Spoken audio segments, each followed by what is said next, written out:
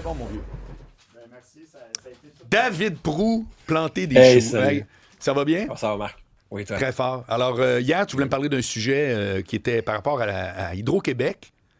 Ouais, Puis ouais, tu vas ouais. être plus dans- Écoute, Tu vas être plus dans le management. Je suis très curieux de voir ce que tu vas m'amener là, versus l'intelligence artificielle. en fait, c'est que j'ai vu une nouvelle en intelligence artificielle qui est Pronto, qui a acheté Safe AI. Puis là, en même temps, il y a eu la nouvelle d'Hydro-Québec. Puis je disais, OK, tout ça va ensemble. OK? Donc, je vais commencer par t'expliquer Pronto AI, c'est quoi? Parfait. Pronto AI, c'est une entreprise qui transforme n'importe quel véhicule minier, qui met de l'AI dessus, puis le véhicule est capable d'être totalement autonome. Donc, le but, c'est d'automatiser les flottes de camions dans les mines. Et c'est très drôle parce que ça, c'était ma chronique pour hier. Et dans la journée, Bedrock, qui est une autre entreprise à peu près dans le même domaine, a annoncé un financement pour faire des pépines minières totalement automatisées. Et ce matin, Uber a annoncé qu'il était pour mettre 300 millions dans les véhicules électriques autonomes pour faire des véhicules qui vont te livrer ta bouffe automatiquement chez vous. OK, Et donc pas toutes pour, ces pas pour les passagers, mais pour de la livraison. Pas pour les passagers, pour des livraisons. OK. Et là, tout ça, c'est toutes ces entreprises-là, peut-être à l'exception de Lucid, mais ils viennent toutes d'une entreprise qui s'appelle Waymo. Puis Waymo, ça a été un des pionniers en véhicules autonomes. Puis là, les gens disent, ouais, mais les véhicules autonomes, c'est pas prêt, on n'est pas prêt. Attends, là. Waymo a fait 140 millions de kilomètres et il continue. Et leur taux d'accident est 5 fois moins celui d'un humain et 20 fois moins celui de mon épouse. Donc, le point dans tout ça, Oui. c'est que la technologie est prête. Il y a même un État américain, j'oublie le nom malheureusement, là, fait que là, je me ferai ramasser dans les commentaires sur YouTube à cause de ça. Ils mettent une nouvelle catégorie de passagers et de licences OK. pour qu'un adolescent qui ne conduit pas ait le droit d'utiliser un véhicule autonome OK, pour une courte distance. je comprends. Donc là, pour prendre une vieille citation d'Anderson Horowitz, le futur existe déjà. Ouais. Il n'est juste pas distribué équitablement. Ah, c'est intéressant ça. Là, tu vas me dire, David, c'est quoi le lien avec Hydro-Québec? Ben, moi, je veux applaudir la nouvelle PDG d'Hydro-Québec. Claudine Bouchard, elle a dit que ses employés doivent utiliser l'audace et prendre des risques calculés. Et là, ça, si ça Être se déraisonnable diffuse... aussi.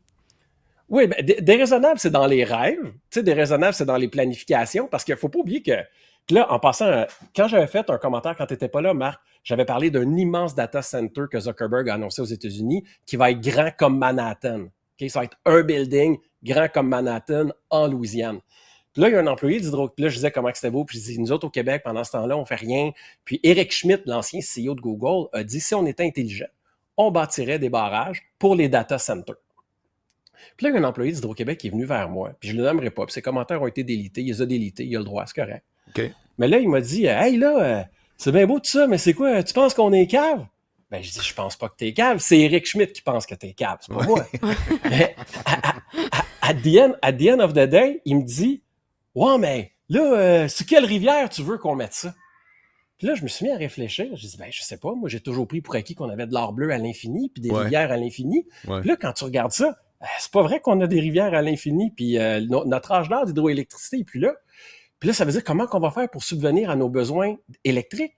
Parce que toutes ces belles autos électriques-là qu'on veut, là, ils vont se charger sur le réseau d'Hydro-Québec. Ouais. Puis au lieu de prendre nos kilojoules à partir du pétrole, on va les prendre à partir de notre réseau électrique.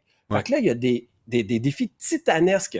Puis ce qui est drôle, c'est qu'alors que la PDG dit qu'il faut de l'audace, ben cette personne-là, elle a cessé de communiquer avec moi puis de dialoguer. Puis là, ça m'emmène à la culture, le droit à l'erreur et cette espèce de culture du silence-là qu'on a dans nos entreprises. Fait que là, c'est là que je t'emmène d'un point de vue management. Tu peux pas exiger à une organisation d'innover si tu lui donnes pas le droit d'échouer. Exact. Point. C'est Parce aussi que simple que ça.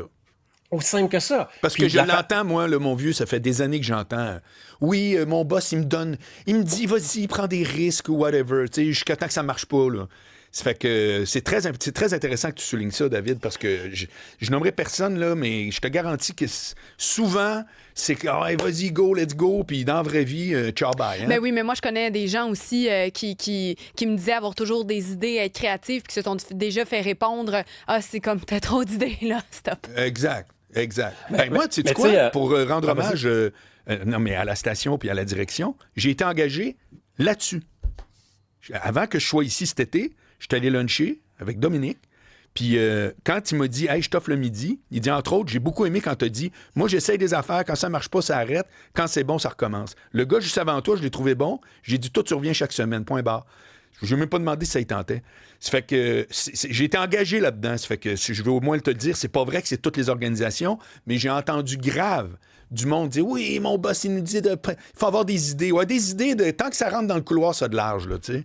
Oui. Mais la chose la plus difficile à changer dans une organisation, et j'inclus dans ça, dans une culture. Oui, parce que c'est de ça qu'on parle. Hein? Ben, la chose la plus difficile à changer dans une organisation, c'est la culture. C'est vrai pour une nation, c'est vrai pour une entreprise, c'est vrai pour une société d'État, c'est vrai pour tout. Donc là, que la nouvelle PDG invite les employés à l'audace, j'applaudis ça. Mais nous, en tant que médias, on doit être raisonnable dans ça, que s'ils font des erreurs, ben, qu'on soit un peu gracieux avec les erreurs. Là, je ne parle pas de la SAC-Clic, parce que la SAC-Clic, il n'y avait aucune innovation. C'était juste de rebâtir quelque chose qui existait déjà, puis ça a été géré n'importe comment.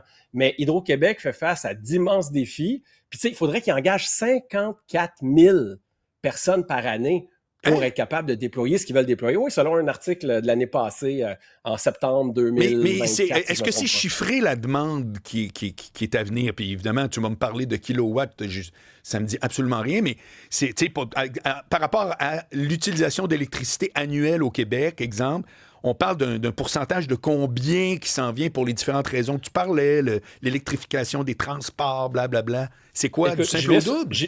J'y vais sur ce que j'ai lu. Il faut augmenter d'au moins 50% la capacité qu'on a. Puis là, je me trompe probablement, puis le gars du PR d'Hydro-Québec va dire qu'est-ce que j'ai dit, une fausseté, blablabla. Là. Non, mais à peu près 50%.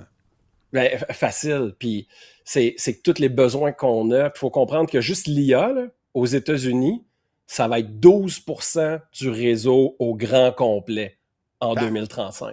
Hey, ça me fait penser dans le temps que Netflix, je ne sais pas si c'est encore vrai, Netflix, c'était 1/3 du trafic Internet. De tout. Ouais, mais ça l'a changé. Ça l'a changé. En fait, ce qu'ils ont fait maintenant, c'est qu'ils ont des espèces de serveurs qui sont directement chez Vidéotron, directement chez les autres providers d'Internet. Puis là, dans le fond, le film est là, puis ça s'en va de leur serveur à toi. Je comprends. Ça passe pas par les gros canaux d'Internet. Je peux-tu juste vous dire un commentaire par rapport à Hydro? Quelqu'un nous écrit « Moi aussi, je suis bien content d'entendre la nouvelle PDG d'Hydro, mais en tant qu'employé, le syndicat et les mesures de protection de son poste rendent l'efficacité de ce qu'elle dit nulle. » C'est dommage. C'est un témoignage. Mais j'espère qu'il se trompe. J'espère. Non, je suis convaincu que c'est vrai. Malheureusement. C'est pour ça qu'on parle de culture d'entreprise, qu'on parle de... C'est tough. Il y a ça partout, dans toutes les entreprises. Hydro n'est pas différent. Ici, partout. Puis c'est que dans toutes nos organisations, on dirait qu'on n'a pas le droit de parler. On dirait que si c'est pas toi le responsable des communications, tu peux pas dire un mot. Écoute, Marc, tu connais beaucoup la politique. Tu sais très bien que dans les dernières campagnes qu'on a eues, un des messages qui avait été donné à tous les candidats, c'est « fermez vos gueules ».